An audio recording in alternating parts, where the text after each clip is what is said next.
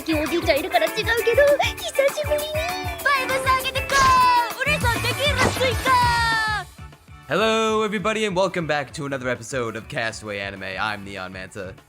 And I'm Crunchy Bagels.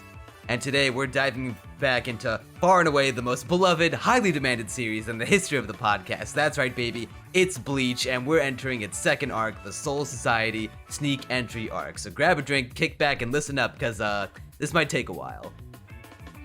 We're consuming more Bleach. 11 full episodes, in fact. One episode more than the last two podcasts. And Crunchy was incredibly adamant about we get back to Bleach as soon as possible. Which was and then it got delayed. Yeah, I mean, it is a long-standing meme within the channel to be like, hey, what if we took Bleach and we put it off some more in favor of other thing? In fairness, if we do a Bleach episode on time, I think it is fair, dear viewers and listeners, to assume that we have been taken over by the CIA. By the deep state. We're feds. Yeah, we're straight up going in the dark. We are not our real selves. So if you can just unsub at that point, run away, call anyone who you know, dial 911, just whatever to get help, because we are not okay if we do that. Yeah, and Crunchy man, let me tell you, this guy was so adamant about getting Bleach back in the rotation as soon as possible. He was like, no, we're not delaying Bleach anymore. And man, it was crazy. Like, bro, I was at the bar. I was talking with this cute girl, real hitting it off. When all of a sudden, Crunchy comes over, punches her into orbit, and then said to me, "We're doing Bleach." This is a true story. I did do that. Yeah, he took a plane all the way to Florida. I was surprised he had the time and money to do so. I mean, hey, only my vids pay well. And remember, if you enjoyed the podcast, please be sure to hit the like button, head on down to the comments to let us know what you think of the show, and finally, subscribe to the channel for more episodes of Castaway Anime and other videos. We've entered the second arc now. We ended the substitute arc on, I think, mixed opinions for both of us. I know you were much more positive on it than I was. So. Well, saying mixed opinions isn't really giving it justice, because it was mostly the first 10 episodes that we were like, if you go back to our first Bleach podcast, we were like, yeah, this is a 5 out of 10. This ain't even that good, bro. And I think we both liked the second half of it at the very least. Me more so than you.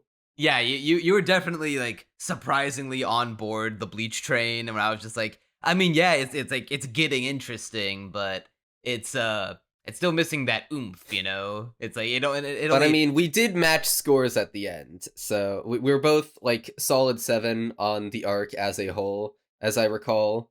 I think that's right, yeah. And so we were roughly of the same opinion. I have the sense that our opinions may diverge here. I'm very interested to see what kind of shenanigans will unfold. Well, I guess I'll just come right out and say it then. With the first, we're covering the first half episodes, the first 11 episodes of the Sneak Entry arc, which is comprises one of two halves of what is essentially the entire Soul Society arc.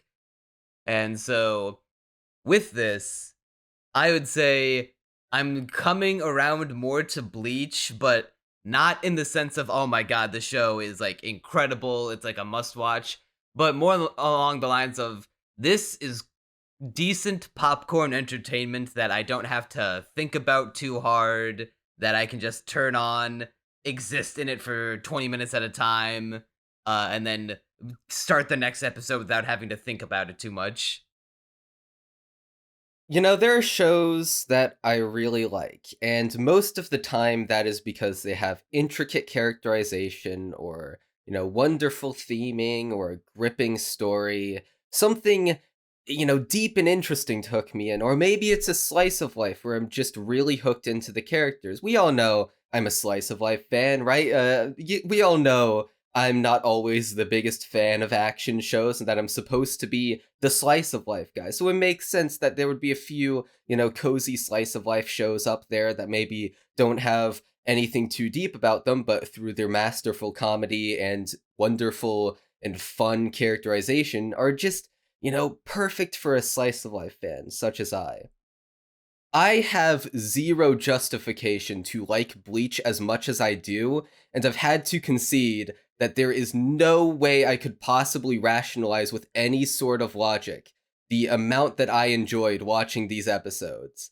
And I refuse to call it a masterpiece, but my god, I just, for whatever reason, like watching it to an unreasonable degree. Well, Crunchy, there's only one possible explanation. You're a shonen tard. You're just like me. I may be. You're one of us. One of us. I've been indoctrinated into the cult. Yeah, there's just something very. If I would describe the appeal of this show, is that it's just cool. I don't know what else to say. I mean, yeah, there's plot elements that are interesting and that I'm hooked into, and I enjoy the characters, and I wouldn't enjoy a straight up bad show. If it were a bad show, I'd be bored out of my mind. But if I had to say the thing that puts it above other shows, it's just kind of cool. I just enjoy sitting in the atmosphere and the thing that is Bleach, and I enjoy seeing big man, red hair, big sword, slash sword. There we go. That's the appeal. Yeah. Remember when I said you're becoming a shonen fan? Everything you just said is like word for word how someone would the average shonen fan would describe the appeal of it. So I think your transformation is all but complete at this point. The thing is, there's something really weirdly entrancing about being able to indulge in like a story with such simple appeals. Because I mean, you can technically say the same thing about, God forbid, isekai. You could say, but he's cool. Yeah, appropriate response there. It's not. Oh god, that was weird. It's not that. It's just. Oh, he swings a sword and that's cool. It's that it's a story that you can get invested in even if it is simple. That they are characters that do struggle in some ways even if it's not masterfully told. It has just enough of like well-told storytelling that you can hook yourself into, that you can then go on to just sit there and have your brain fucking pattered with the very simple fact that, hey, this show is cool.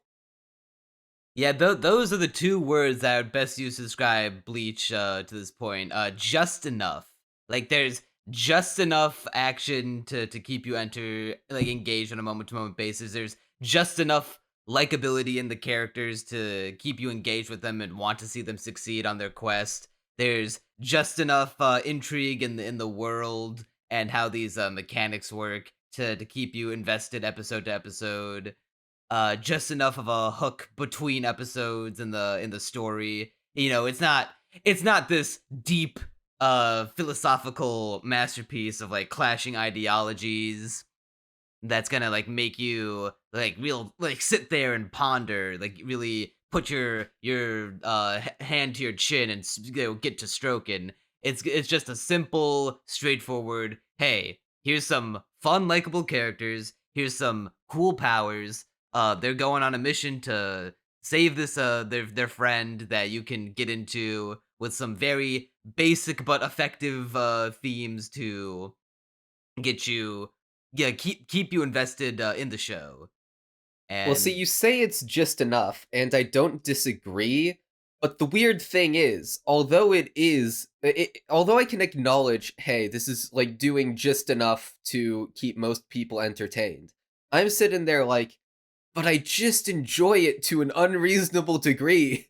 It is like I should have the same opinion as you if I were a logical person, but it's like I said, I just like it for whatever reason. I Uh, hate to be cynical because I might piss off any Bleach fans watching this, but I can't help but feel like, and I only say this because I remember having similar feelings when I first started anime in general, that maybe because this is like your first uh big shonen that you're committing yourself to outside of Soul Eater. And wait, how far did you say you got in Hunter x Hunter? I got 30 something episodes into Hunter x Hunter, and I do need to continue it. But I'm like most of the way through Soul Eater, so I do have a counterexample.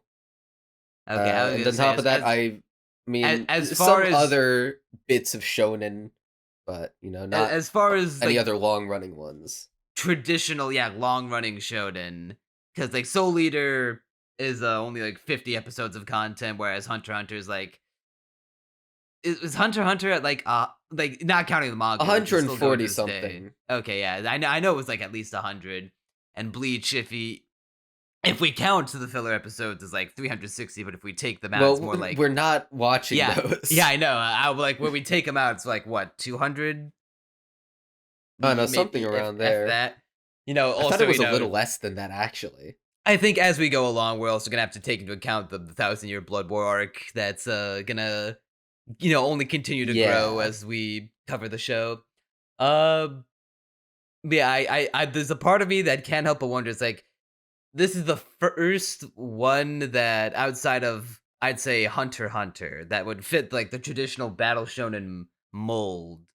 I Uh, mean, okay, well, to be fair, I don't have any authority in this, but Soul Eater, although very, very different from Bleach in many, many ways, is still like relatively a battle shonen. It just has weird theming on top of that. Yeah, well, that's why I didn't say traditional when referring to Soul Eater, because Soul Eater is not very traditional in that sense. In fact, I would go as far to say Soul Eater is just a better Bleach.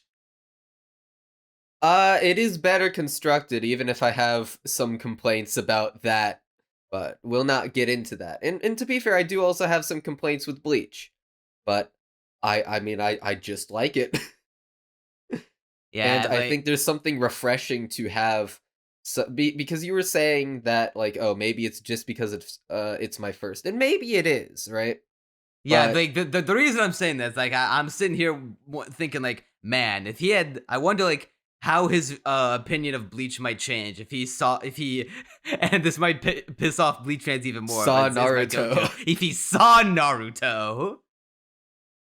Cause like, dude, if we're 30 something episodes into Bleach right now, if we're like this far into Naruto, I think we'd have gotten to Zabuza by now, and you would have been like, holy shit. Like see, you say that, but Bleach could have been like this the whole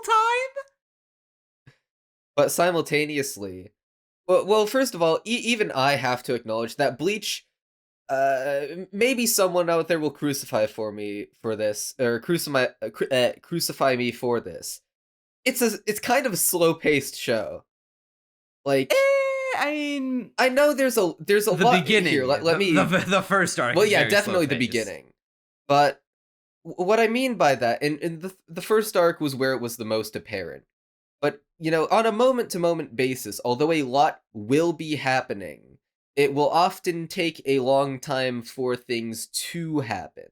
Where on the moment-to-moment basis, it is really counting on you to be hooked into the characters and world and setting, and like understand that like, hey, this is gonna take a while, but hey, I'm down for a long ass fight, and for the moment-to-moment to not be exceptionally action-packed. Because I mean, you're talking about Naruto being pretty far along by 30 episodes. I've seen Soul Eater. By this point, Soul Eater has like exploded about 10 times over and done like insane Bleach stuff. has gone like twice at most, maybe. Yeah, I'd say that's fair. To be fair, we are at this point at like the big ol' action scene, but even then, Soul Eater had a similar action scene that was much, much tighter in its execution. And like by the time because I mean we're how many episodes into this fight scene? Like 5 or 6. I don't keep track, but like a decent bit. By that point, Soul Eater was like already done with its big ol' action scene, if not like at the very least almost done, where it had, put all the characters through an action scene and a big ol' fight with stakes and whatnot. And I can understand why someone would be like, well, this is pitiful in comparison.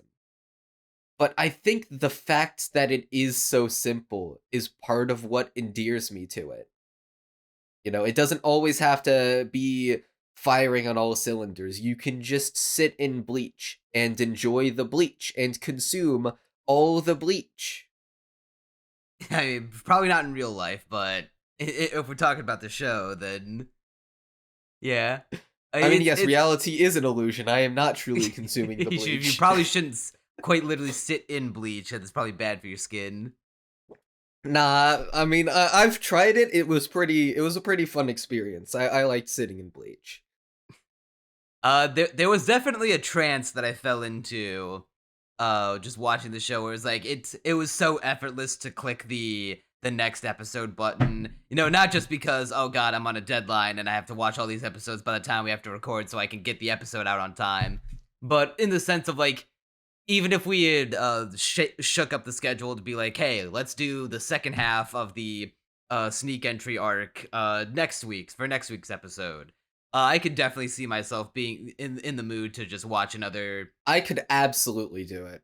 Yeah, I know episodes. We aren't, but yeah. But I would, is the thing.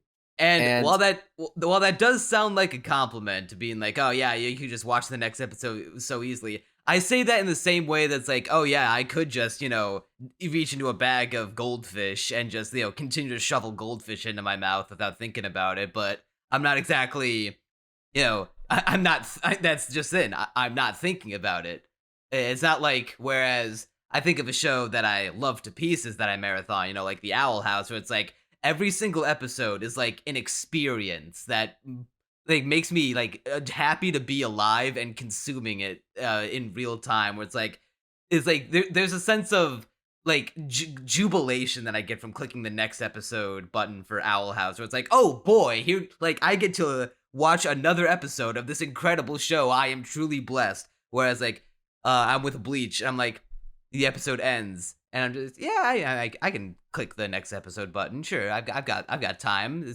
I guess my best counterexample would be Dragon Maid, where it's like, Dragon Maid, similar experience ostensibly. I binged it all very, very quickly for the podcast and had a blast doing so. But same thing that you're describing, where it's like, Dragon Maid is pure joy and a masterpiece, and I can sing its praises to the extent that I like it, whereas with Bleach, I'm not sure if I can do that.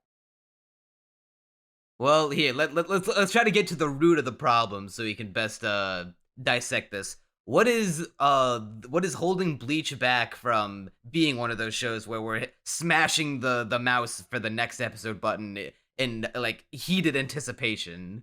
Like what's the barrier here?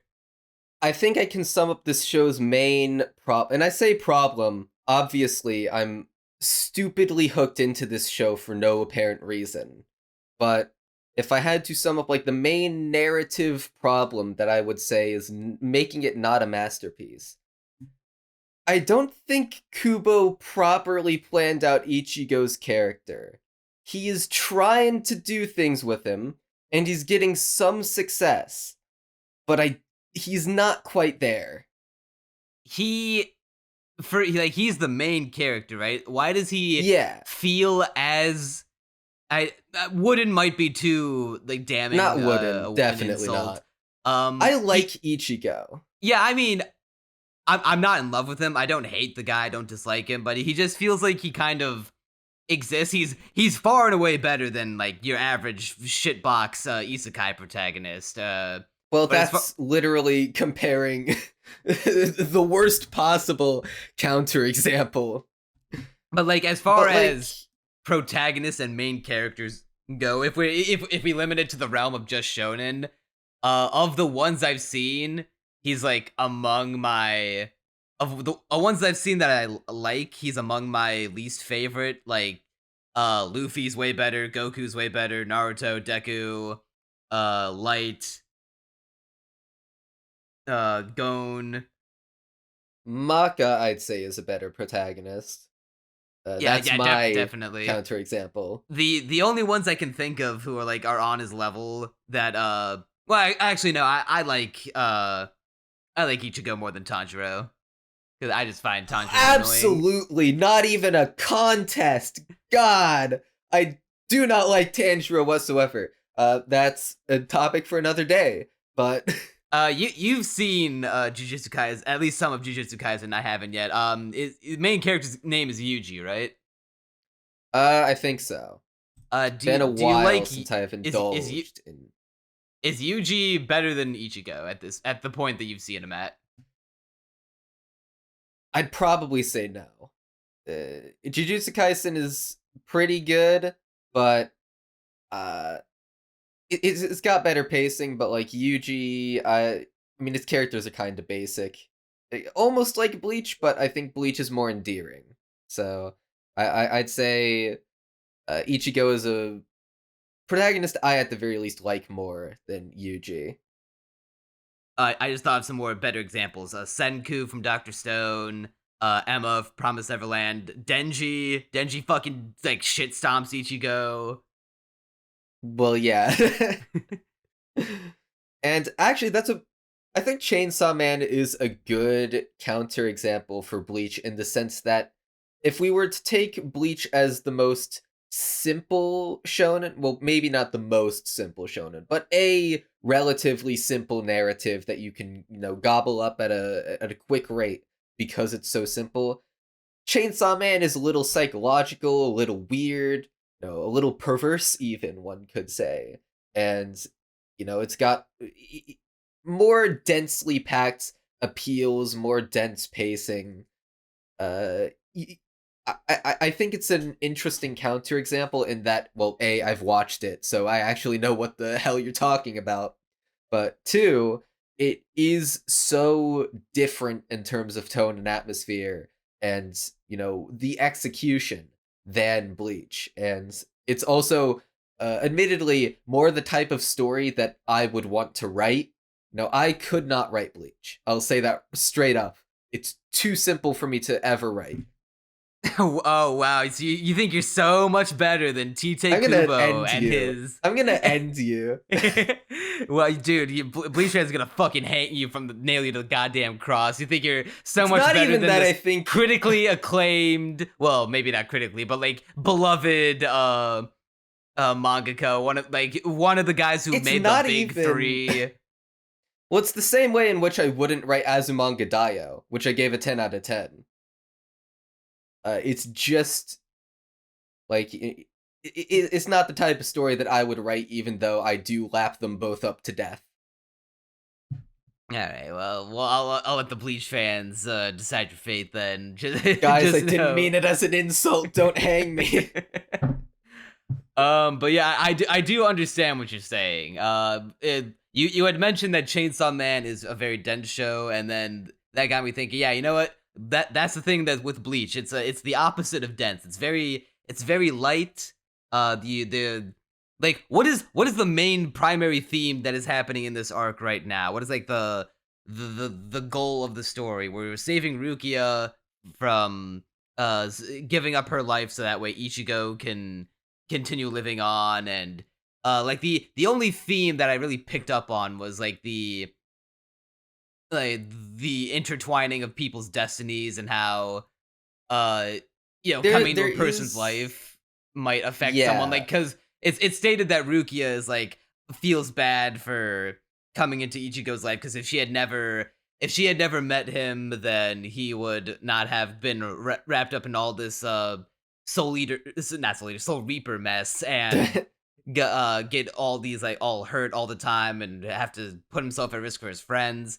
But then Ichigo's like, nuh-uh, if you had met me, my family'd be fucking dead, and or yeah, if I had met you, my family'd be fucking dead, and then we'd we'd not be friends, and that'd be kind of fucked up, bro. So I will save you because of that. And like he puts on the tough guy persona of like, hey, I'm gonna save her because I owe her one. But we know, deep down it's because it's the nakama, bro. It's the shonen friends. For the friends are the power. There is another theme that I picked up on, which is most evident in the final episode, where there's this bit where Ichigo is reminiscing about a time he trained with Urushibihara, and the main thing he was instilling in him then is that, in order to deliver a powerful attack, and there's a bit more of this earlier in the arc, but it was mostly a tinge, but here it's like finally focused on in its full glory, where it's like, Ichigo, you're too afraid. You're too afraid of everything. You need, if you want to get something done and beat your opponent, you need to let go of that fear, stop it from holding you back, and you need to use Sangatsu no Lion's phrasing, become a human torch, and just go and get it. You gotta be determined and not give up and put your fear aside. Is that the most basic thing in existence? Yeah. you don't have to think too hard.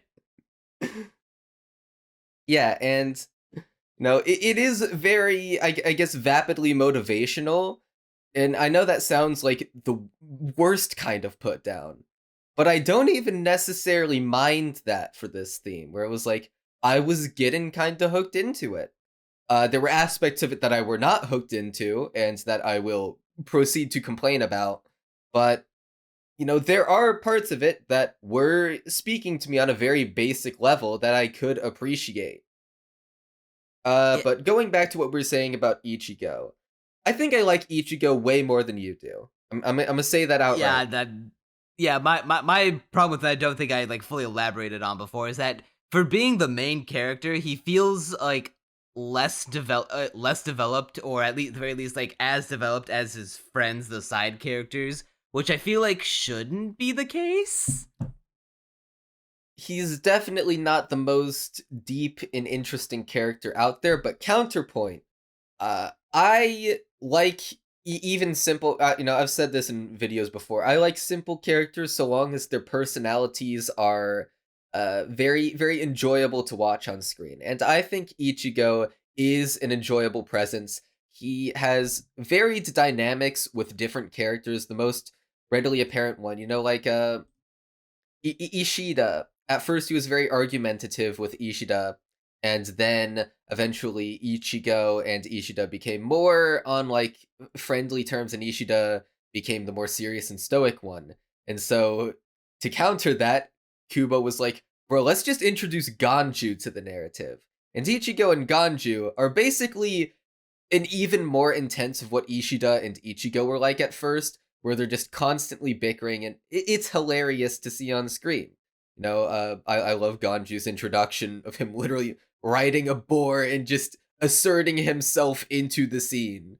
But, he does have very entertaining interactions. I love the bit where Ichigo is like so ready to get revenge on Ganju that he's like intent on staying in this house until the next night in order to get his payback.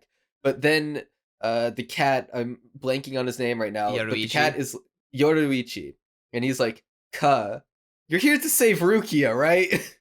You kind of don't have time for that. That was that was my least favorite part of like the whole. What do you mean? What do you right, mean that's your least favorite? Because I felt like that was like, I get that it was all in the name of like a haha joke. Look how stubborn Ichigo is, but I kind of felt like that was they really undermining to the whole thing of wasn't the entire point of this life and death situation in the land of the dead to be like to save Rukia? So why the fuck are you wasting your time with this nonsense? Well, see, the reason why I enjoy it is because I'm not convinced that Ichigo would have waited the entire time. I think at some point it would have come back to him, as we see multiple times in the arc where, they're like taking a break, and then as soon as he remembers just how much pain Rukia is in and how her execution is imminent, he immediately rejuvenates himself and gets back on the mission. I'm convinced that that would be like a temporary emotion, and then he'd be like, "Wait, I don't have time for this. Hold up, hold up." I was thinking, like, are they like assassinating Ichigo's character like right in front of me, like right now? Nah, I thought it was funny, but no, I think the way he interacts with the world around him is very endearing. The issue is I think Ichigo comes off as what I was saying earlier, cool man big sword. And there's very clearly an attempt on Kubo's end to make him vulnerable.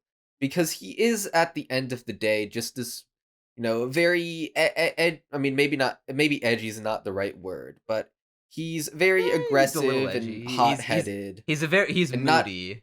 yeah, moody, and, not entirely mature, obviously. He has a good head on his shoulders, a good sense of morality, but he's very clearly not meant to be perfect man, isekai man, or whatever.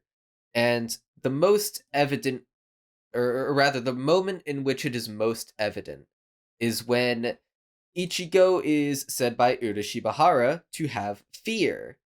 And my main thought watching that scene was, okay, if Ichigo deep down felt fear, why are we retconning it in?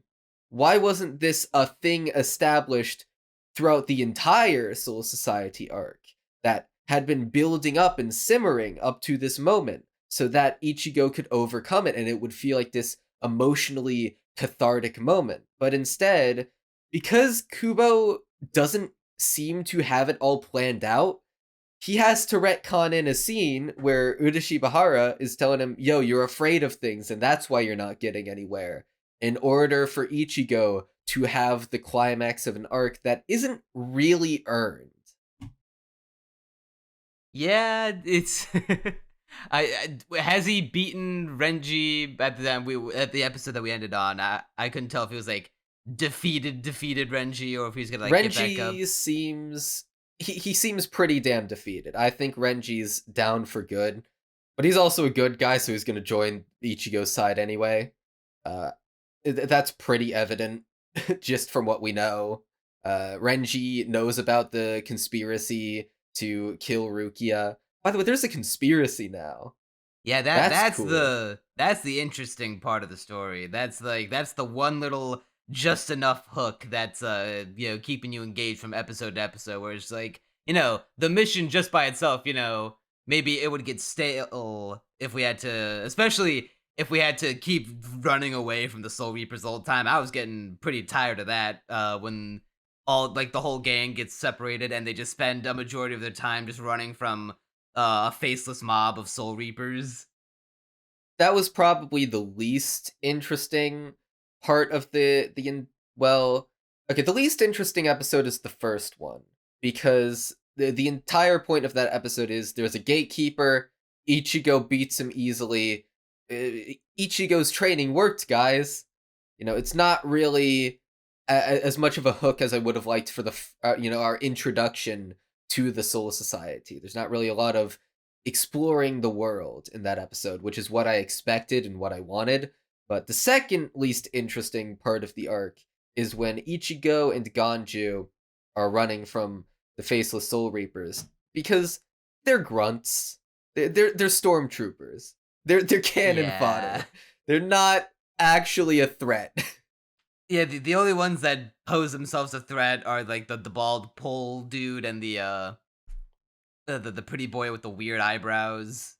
It took me a while to get it in my head what the actual ranking system was for these dudes, because so Baldy, I don't know his name, but I just call him Baldy all the time, right? Baldy is said to be the third chair of some kind of squad, and I was like, oh, he's the third most powerful dude.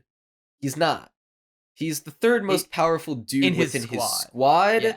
But on top of the squad, there are lieutenants who basically lead each squad, and Renji is the lieutenant of some squad, and then above that even are the big bads. I think there's 13 of them who Yeah, lead. the They're the squad most elite. captains.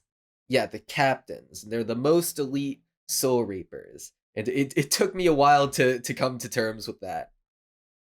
Let me ask you this. In let's see, what episode number was this? 3. In the 4th episode of this block, where the all of the Soul Society squad captains hold a meeting to discuss why one of the captains, Gin Ichimaru, let Ichigo and his friends go. Did you get that sense of like, oh, this is like fucking cool? Like these are all like the big like boss characters, and they're all just like we see how cool looking they are and how intimidating they are. Uh, yeah, I thought it was pretty cool. I thought, oh, snap, we're setting up, the big guys to watch out for in the coming arc. And I gotta say, Kubo, he might not know how to write a story pretty well, but goddamn does he know how to design a character. Because they're I feel like we're building up to the best character. we'll get to her in a moment, but I feel like this will be the best time to talk about the squad captains, because goddamn, they're all like some designs are cooler than others, but they're all bangers. Yeah, it like a huge variance of designs, but all of them stood out immediately. Not all of them are obviously seared into my head, because a lot of them we just get passing glimpses of. But there's the dude with the spiky hair and the little girl on his shoulders. His design is immediately... Yeah, Kenpachi. He hasn't really done a whole lot aside from get lost, which is still that funny. Was endearing. I liked that. Yeah, I actually really like those two as characters. I love the idea that the captain and his lieutenant, like the captain, this big, intimidating, spiky haired, eye patch, scar face, like real scary looking dude, and his lieutenant that he seemingly treats as like an equal, or at least will like listen to their directions. Is this like pink haired bloodthirsty lolly? Yeah, but like they haven't done a whole lot, and that's not an issue though, because their designs are so instantly memorable, and because you can just imagine that they're super cool and interesting characters and be like, yeah, they look cool, so I'm gonna be invested in them and know that when they enter, when Ichigo and him inevitably enter combat, we are going to have the time of our lives. Yeah, because like it's established. We know that how powerful the captains are when Ichigo got his shit pushed in by Byakuya, in last arc, and now to know that there are Kenpachi's out there running around looking for him, and Ichigo is like struggling to defeat Renji, who's just a lieutenant. So imagine how hard he's gonna struggle if he has to go up against Kenpachi, if he can even fight him at all. And especially all our other friends who, it looks like for the time being, only Uryu might stand a chance against someone, because he's the only other guy who's engaged in combat and just like absolutely shit stomped his opponent. I will say, kind of a random comment, but I find it hilarious how they established that in the Soul Society, the Soul Reapers are 5 times more powerful than they would, or rather, the captains and lieutenants are 5 times more powerful than they would be on Earth, because their powers are limited. And the reason why that's so funny is because in the last podcast I was complaining about how Renji came off as pathetic. Then the show was just like, yeah, we know. So we kind of had to buff him a little bit. Yeah. Yeah, because, like, I mean, yeah, Ichigo was, like, about to beat him when he was going all sicko mode, back when he just had, like, his original Zanpakuto sword and not his new base default one that looks like the steak knife. And he was about to, like, end that man's whole career right then and there. So now that he has had all this training with his new, more powerful Zanpakuto, if not for that 5 times power limiter rule that they put in place, Renji would like just be a smear on the ground. Here's another sort of random comment. Why wasn't Ganju helping Ichigo defeat Renji? I'd imagine just Ganju probably would just get his shit pushed in because he's not as powerful. Like, I know, but bro could at least throw in a bomb. Like, I know Ganju's, like, canonically not nearly as strong as Ichigo, to the point where his fight is just him running away in increasingly clever ways, because he knows he can't do anything. Bro could at least help out a little. Bro's just a bystander. He just do bystanding there. But yeah, it kind of struck me halfway through the fight, like, bro, Ganju, you're not do that something. weak. I mean, get used to that. That's just gonna be a thing in shonen, where it's like, hey, why don't we all just jump the guy? No. I mean, yeah, you gotta be. That's power. I mean, I know baby. narratively you need to have just a one-on-one fight because that's the most, badass and cathartic. But like even earlier, you could say, well, oh, there's all these Soul Reapers running around. Why did none of them see Baldy and Ichigo fighting? It's not a plot hole, but it's plot, baby. Oh yeah, but just quickly going back to the Soul Captains, so many fucking awesome designs. Captain Mayuri, who's got like the weird, he's like the weird witch doctor looking one with like the weird sideways pointy hat and the face paint, make him look like an evil mime. His character is somewhat of an evil.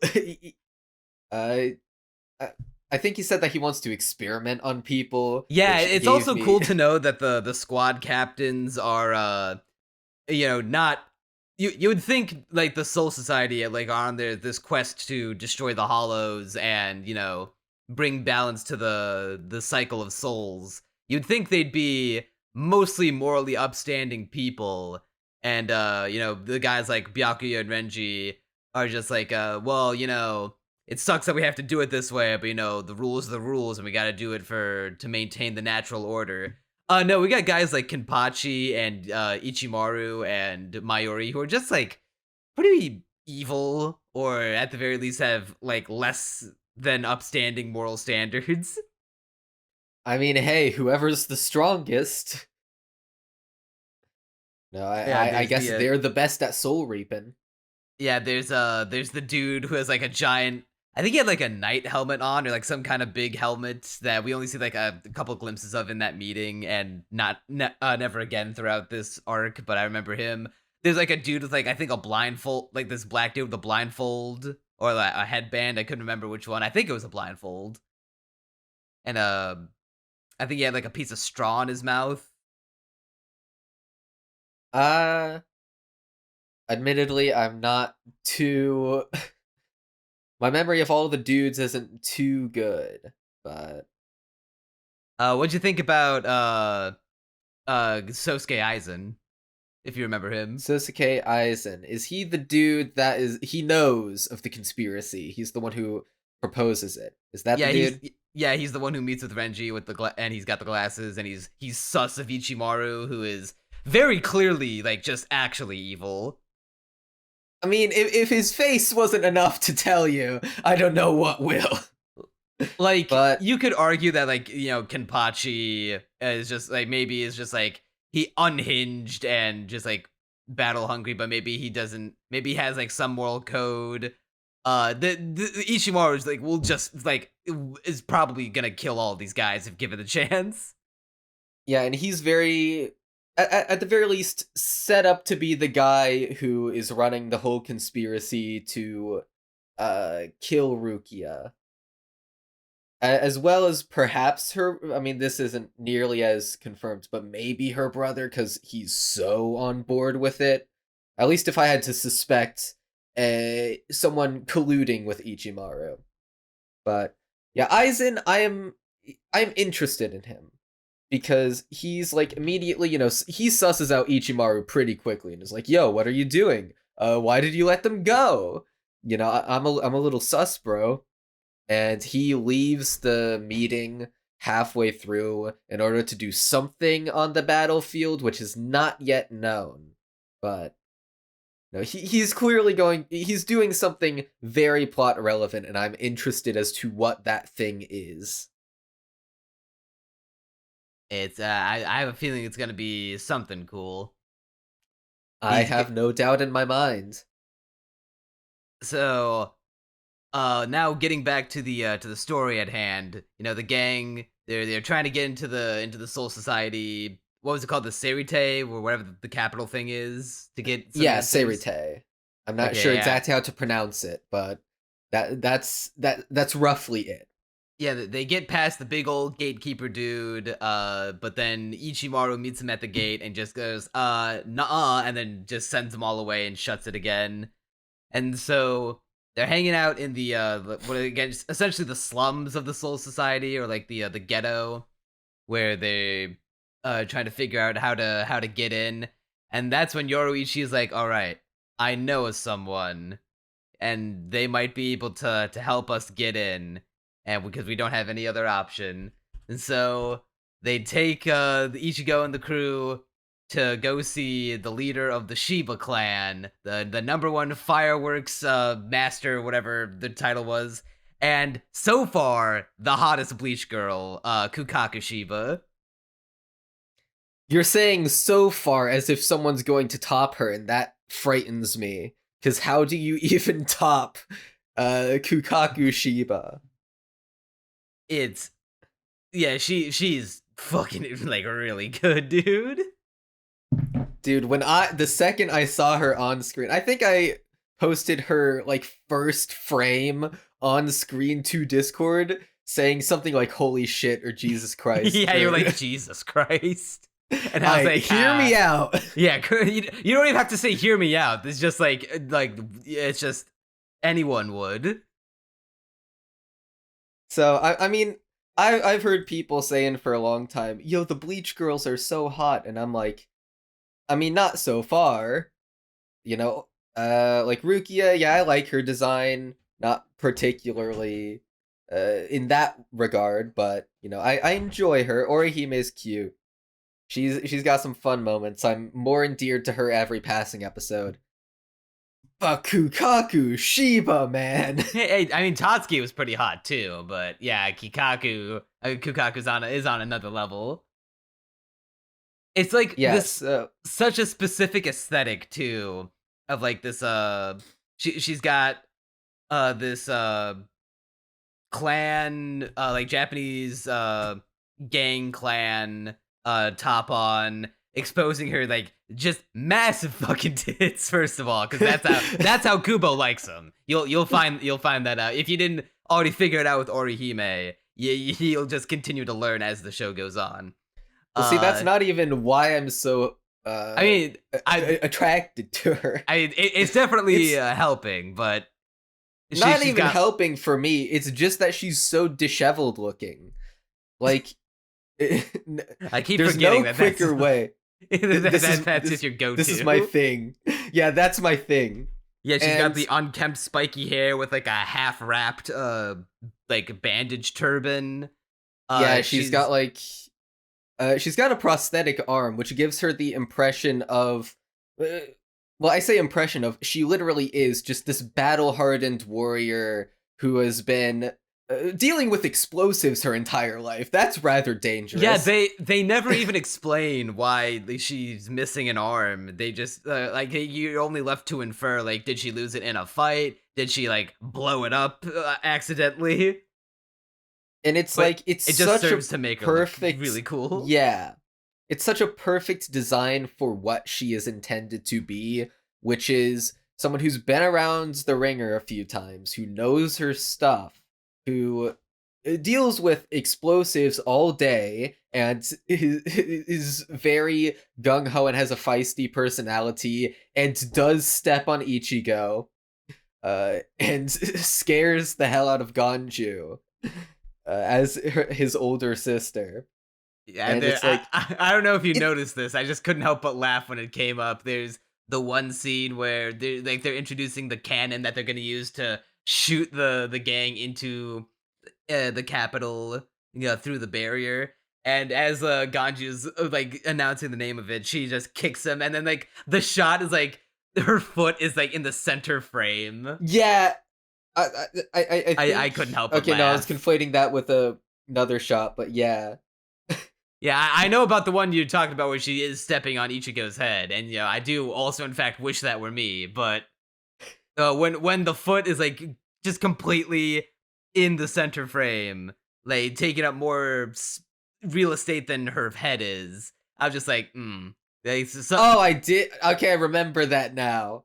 yeah, Shinkai would be proud. yeah. Tarantino with a tear in his eye. Yeah. The moment where Ganju becomes like their partner on this journey, which by the way, Ganju is way more of a character than I thought he'd be. I was surprised to see him join the cast. I was expecting him to be like a total side character, like he's here for an episode or two, then we fuck off. Yeah, I liked him because he's introduced on Borback. There's no better way to introduce a character that you could even think of. But I kind of like that he's unexpectedly such a big fixture in this arc because, I mean, you could never see it coming, and his design is still good. So it's not like it's just some rando with no appeal, and like he's got a fun personality, fun dynamic with Ichigo, and I definitely like him tagging along, and his quote unquote fight of running away from the handsome dude was very entertaining. But when I heard that, I was like, okay, Kukaku's joining too, right? They're like brother and sister. She's gonna join because she wants to protect her brother or something like that. Or maybe it's not that noble. Maybe that'd she be just wants too to. easy. I just want her to join. I just want more of her. Yeah, I get the feeling. I think she comes back later. There's no way Kubo like fucking puts pen to paper so hard that if he starts spitting fire and only uses that design one time, she is absolutely gonna come back at some point. Yeah, I have scrolled an unreasonable amount of Kukaku art in recent times, aka since yesterday. I've smashed in the keys KUA and actually no, that is the only letters that make up her name. Yeah, the letters KU and A an unreasonable amount of times onto Jelbaru and Danbaru. They have like the little shiny spots on my keyboard, just KU and A, immediately noticeable. They're broken from how much I'm smashing them in. Yeah, the letter K marking on the K key is just completely worn out. Yeah, needless to say, if I'm not sure if we got to Kukaku on the waifu tier list in my server, but if we did, immediate S tier. I rescind my past score, which was probably low because I didn't know who she was. And if we have yet to get to her, S tier. Yeah, I don't think we got to her in the list, but absolutely S tier. Just a bit on aesthetic alone. No doubts about it. And not to mention that she's just a fun character. So hey. Yeah, just another like fun mentor gonna like beat the shit out of you if you don't shape up type of character. And they even throw in a little intrigue because her and Ganju's brother was a Soul Reaper, and they hate Soul Reapers because a Soul Reaper killed their brother. But for some reason, Ganju saw their brother as he was dying, like being grateful to the Soul Reaper who was who finished him off to end his suffering. And from the flashback, it's implied that it's Rukia who ended him. So. Yeah, I noticed that too, which is going to be fascinating whenever we do finally get to the moment where Ganju and Ichigo, because Ganju and Ichigo are together. They are very clearly like they are the ones most likely to be the ones to first see Rukia and save her. And when that happens, Ganju is gonna flip out. and I want to see it. Yeah, Ganju v Ichigo, best fight. yeah, the whole gang get separated upon entrance to the Seireitei after their little cannonball journey because well, not because there's don't really no reason to explain that. So they get separated into groups of Ichigo and Ganju, Yoruichi by themselves, Chad by himself, and then Uryu and Orihime by themselves. Which, by the way, Oh, go ahead. just as a quick aside, just to continue the trend that I think we're just gonna have to go every single Bleach episode, going on until I think I know either exactly what you're gonna bring stops up. going on. Just continuing to beat the drum of why the fuck is Ichigo / Orihime the canon ship when now the show is just giving like more ammunition to be like, hey, here's Uryu and Orihime who have way better chemistry together than Ichigo and Orihime. I think. I mean, I don't know if there's a way to prove this, but what I reckon is that the original intention was Rukia x Ichigo and Uryu x Orihime, and then somehow that got twisted up and mangled, and we came out the wrong end with something abominable. Yeah, I don't know if you like looked up or if I don't think I told you who Rukia ends up with, but if you like found that out, you're gonna be pressed. I have no idea who she gets with, and I'm not sure if I want to know. Yeah, I'm sure maybe the story will justify it, but like if I told you right now, you'd be like, how? God, yeah, don't tell me. I want to say the how in real time. All right, well, we'll save that. I am sure the Bleach fans watching this right now are just like biting their lips right now, just like salivating at the thought of just typing it out. But yeah, I do find it funny. You're saying that it would be too hard to explain. I'm going to explain that it is the goofiest possible excuse to separate everyone. Well, maybe not goofy, but it's very clear that Kubo was like, okay, they need to be separated, but how? They didn't hold on. Oh, I got it. We'll start a wormhole in the middle of the sky because I guess that's a thing that happens with magic cannonballs. And then they'll like get fired off in every direction. Yeah, that'll work. That's the cleanest possible way to separate them. Like Sure. it couldn't have just been like, oh, the cannonball exploded and it sent us off into different directions. There had to be a whirlpool that we all had to hang on to each other to get around. It's like it's not a big deal at all. It's just like It's a goofy not a huge deal. overcomplication of something that could just been a very simple this happened, so now this happened. Yeah. What I imagine is that Kubo's like near the end of his deadline. He was like, okay, quick, how do I separate them? Quick, anything at this point. And then came up with like the first thing he thought of, and it was super overcomplicated. Yeah, he saw the water cooler in the corner of his office, and when he went to go pour himself a drink, he saw the water like pouring down. He's like, "That's it, I've got it now. I'm a genius." Hey, there's a new opening finally. Yeah, so I was actually really taken aback by the fact that the opening goes on like into the Soul Society arc. I expected a new opening right off the bat because, you know, it's a new arc, yada yada. And then we get to episode 26 and I was like jump scared by the new OP. I was like, wait, I wasn't expecting that. But it does make sense when you see the OP's visuals because it is like super Soul Society sneak and rescue arc centric. It is just those characters and the big bads of that arc playing in the OP fighting with some pretty damn good Sakuga. The animation cuts are really impressive, yeah. and at first Overworld I is thought always it would be a W. Yeah, at first I thought like some parts of it were clips from the show, but then like as I went through the arc, I was like, wait, hold on. That fight in the OP looks completely different from the one we got in the show. They straight up just animated the full thing, which is nice. Me like. Yeah, they give us some teases of some fights to come, like Ichigo battling Kenpachi and Renji, and Uryu taking on Hitsugaya, who is like the white-haired squad captain. Yeah, and I like the song more. I prefer the first OP's visuals. I'm in the same boat. Because the first OP is like absurdly memorable. The second one is fights, just fights.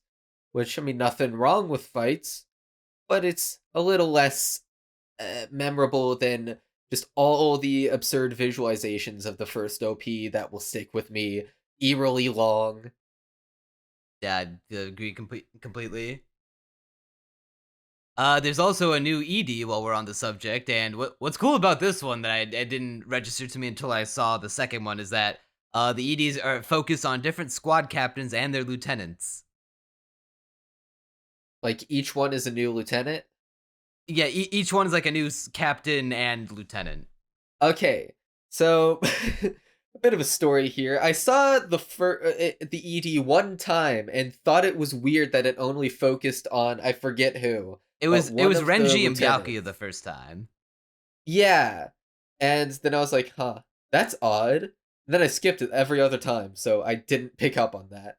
All right, well, you know what? It's actually probably a good thing that you skipped them because the last one of like this episode is they focus on, I believe her name is Sei Fong, who is like the short black-haired squad captain, and she's fighting a character who has not technically shown up yet and is a pretty big spoiler.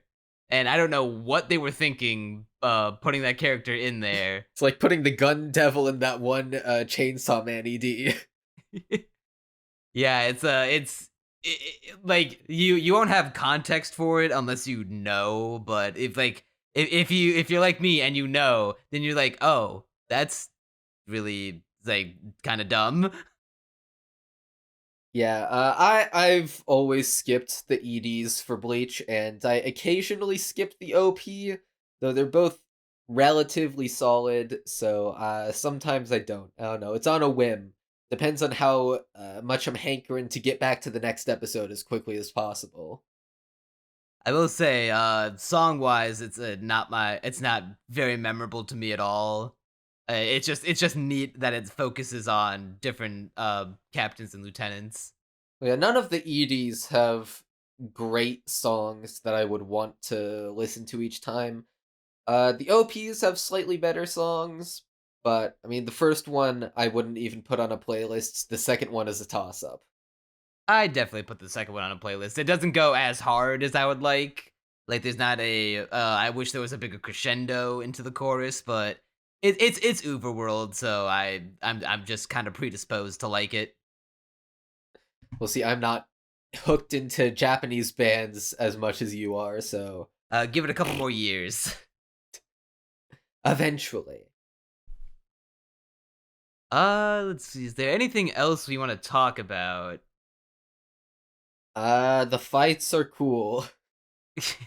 I guess like the fights have been getting a little more interesting in terms of like how the powers are being introduced. Like Ganju just has sand powers. That don't ask why, he just does. I mean, I don't think there needs to be a reason why, but admittedly, its introduction is rather sudden, and I think it's because Kubo, once again, not the greatest at planning things, realized, hey, if we're gonna have Ganju here, he needs to have, like, a thing, or else he's just gonna die. I think Ganju's... Oh, go ahead. Go ahead, and then I'll introduce what might be the last talking point that I just remembered. Alright. I like Ganju's quote-unquote fight with Mr. Handsome quite a bit, because it has... I always consider call it the Hunter x Hunter thing in my mind, when a fight isn't really a fight. But, like, Ganju is not out there to beat his opponent, he is out there to escape his opponent, and it's just different enough that it's like, okay, in a sea of fights, this is a little different, a little wilder and wackier. And, you know, he's using his sand powers in cool ways, and, Ganju and Mr. Handsome are both very, like, cocky and brazen, and they keep on spouting, like, one-liners at each other. I will say, and the show is self-aware about this, the opponents in Bleach talk a lot. Yeah. Baldy. Okay, so Ichigo is like getting up from the ground, and he is like, mind you, he has just been wrecked. He has just been sliced and diced. He is exhausted and barely able to get up. And Baldy's over there like, "Mwahaha, you have tasted the defeat.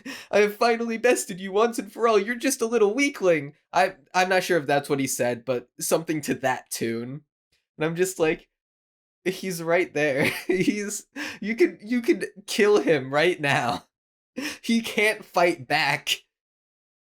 But admittedly, the show is self-aware about it. Where Ishida's fighting the wind dude, and he's like going on this spiel about how cool his powers are, and Ishida's like, what seems to be the trend is that, yeah, just says no, but the stronger people are here, the more verbose they seem to be, and then just wrecks him. And that's why Uryu is the best character. I do like him. He's become the more serious... I like him more than Ichigo, honestly. I prefer Ichigo marginally, but I feel like if Ishida gets more cool character moments, then I'll really get hooked into him. Orihime got the short end of the stick. Yeah. Unfortunately, she ended up being the female character in the shonen cast, so her usefulness is, unfortunately limited. I mean, in fairness, the show does sort of wear it as like, oh, like Orihime has this moment after Ishida saves her, where the ship is very clearly alive, by the way. I'm just gonna point that out again. But she's like, my brother in Christ Ishida is, he got strong, Ichigo got strong, Chad got... Well, he is just always strong. Chad is Chad. Chad is Chad. What have I done? And she's like getting a little down on that. And what I hope is that this is the beginning of her becoming badass. But I wouldn't count on it. I'm not gonna count on it. I can't imagine Orihime being badass. I could imagine it. It could be like an unexpected side to her, like when Kobeni suddenly gets her shit together and pulls it just ends someone's life, and it is awesome. I guess it's like, at least with Kobeni, like she's very kept to her. She very much keeps to herself unless she's like put in a situation where she just fucking snaps and will actually just kill someone in order to get out of a situation. With Orihime, she's just very much like a klutz and a ditz. I mean, it's even made a point of in the show that of the characters in the cast, she has the least intent to kill, whereas Ishida has the most intent to kill. I was honestly a little upset that he did not ice that Soul Reaper. Admittedly, it is quite lamer that he's like, oh yeah, I just took his powers away forever. And it's like, it's more intense than what Ichigo does, sure, but I mean, he could, come on. Bro was about to kidnap Orihime. You could have just ended him right there. Yeah, it would have been cool. It would have been fine if it was one thing. It's like, I've beaten you. I have no intention of killing you. Just don't make me change my mind. Just get out of here. Well, yeah, that would have been based. Then when he tries to, get Orihime with the last of his strength, then he like, all right, well, I warned you. Plop, plop. That would have been awesome. And then it adds a bit of like an edge to his character. It's like he won't like kill if he doesn't have to, but if he has to, then the ship it's on site. Yeah, and it's a way to further differentiate the characters from each other in like sort of moral sense. They have different moral codes and willingness to kills, and Orihime could be more like the closest to a pacifist. Ichigo is like, will avoid killing at all costs, but will, wreck his opponents. And that would feel like that would be cool, but we didn't get that. Nope. And yeah, the last point I remembered was I remembered that Hanataro is a character. Hanataro.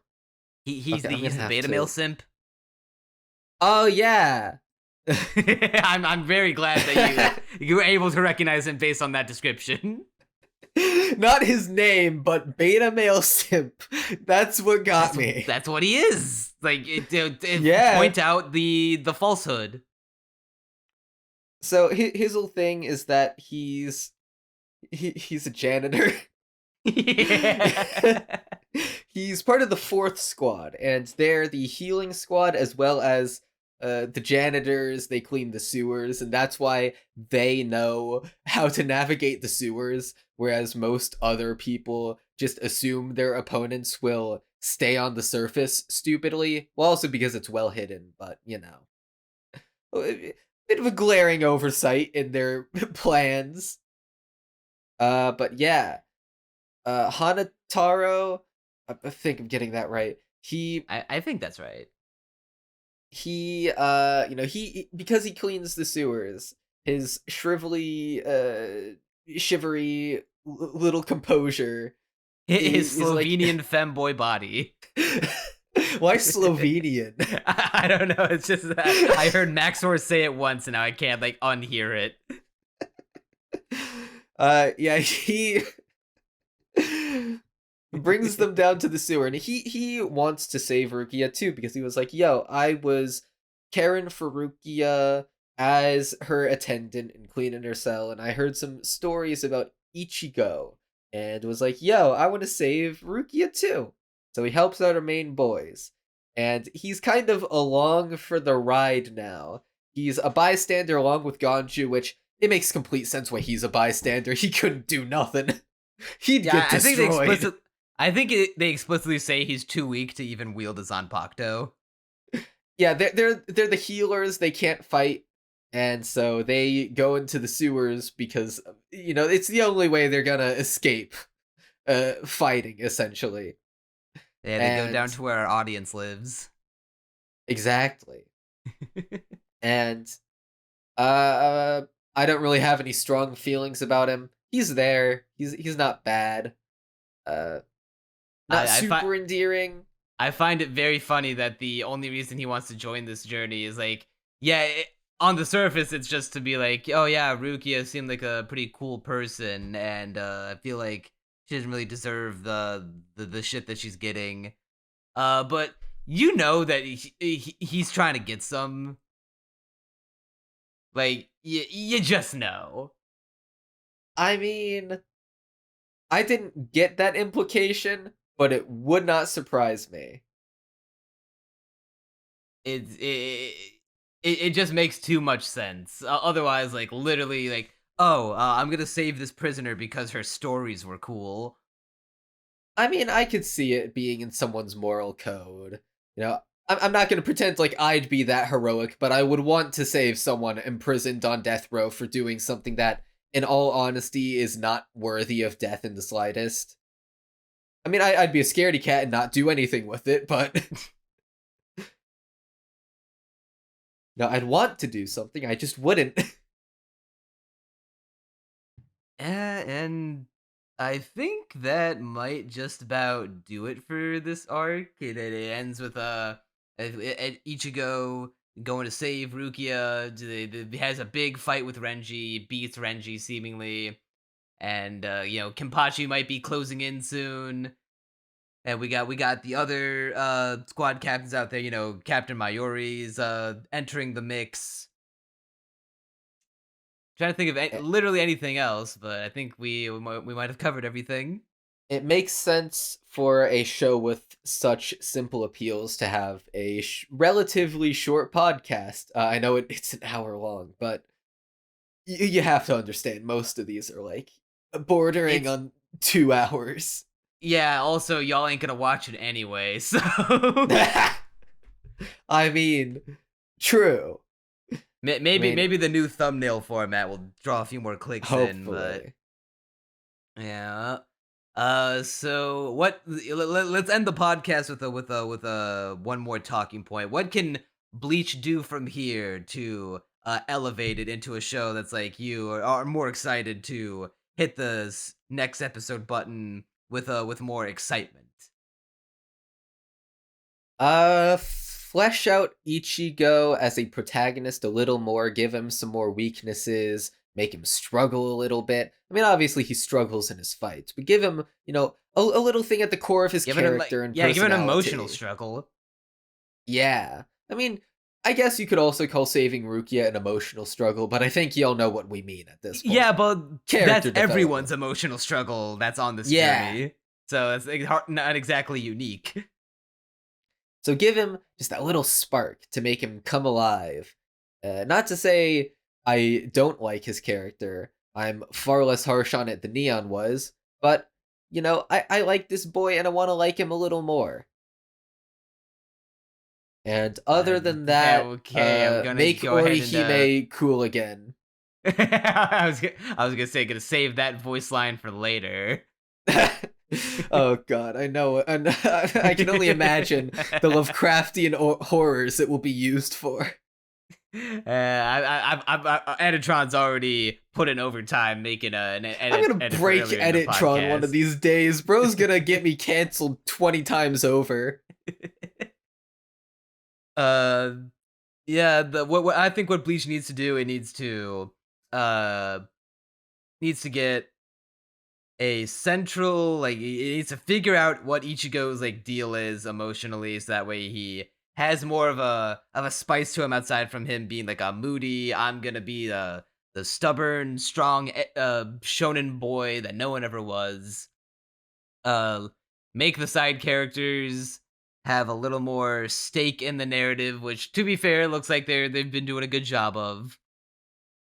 They're setting up the bad guys real nice, because with the whole my absolute favorite part was the Soul Society squad captain meeting, just being like, hey, here are all these cool looking characters who we are going to establish are the strongest of the strongest, and you can just like get a feel for how threatening they are and how cool they are just by them all coming together in one room and fucking measuring their squad captain dick lengths. And last bit, make the fights a little more interesting in terms of their mechanics and choreography. I will say, it was a huge breath of fresh air when we got the flashback of Urushibahara saying, all right, repetitive attacks have limits to them. For whatever reason, probably something to do with the Zanpakuto, whatever. It's a show, don't think about it too hard. But I like that because it was Ichigo looking for an opening and his attack to it's like a little bit of strategy. Not hugely complicated, but it's something. And so I agree with you on that point. More mechanics and yeah. And I guess choreography, but I'm not as hooked into that as you are. So far it's just been a lot of sword swinging and not a lot of like interesting sword swinging. Usually there's not a lot of like repeated clashes of blades. Usually when they clash blades, they either like do the thing where they clash them together once and they just like struggle to push each other, or they are just like swinging at each other and they just dodge. It's not a lot of unique sword play for a show where the primary weapons are their swords. And there's one vague flashback I'm getting to. Oh yeah, Urushibahara was actually the best fight choreography in the show so far. There was a flashback of him fighting like really quickly and going like right for Ichigo. That was the best choreography in the show, which is weird because he's not part of this arc. Honestly, I think my favorite bit of fight choreography is in the opening where Uryu's doing the thing was like jumping up in the air and shooting the arrows down at Hitsugaya, who's like running real fast along water and like hopping from rock to dodge them. Another fair pick. But yeah, that Urushibahara fight was solid, very solid. More of that, please. And with that, I think we're just about done with this episode of the Bleach podcast. All I can say is, Neon, we gotta get back to it. Hey man, although right now it's scheduled to record next a month, from baby. now. Hey man, once we're done with the Soul Society arc, we're gonna get a decent break when we get to skip the entire Bount arc. So that'll be nice. Amazing.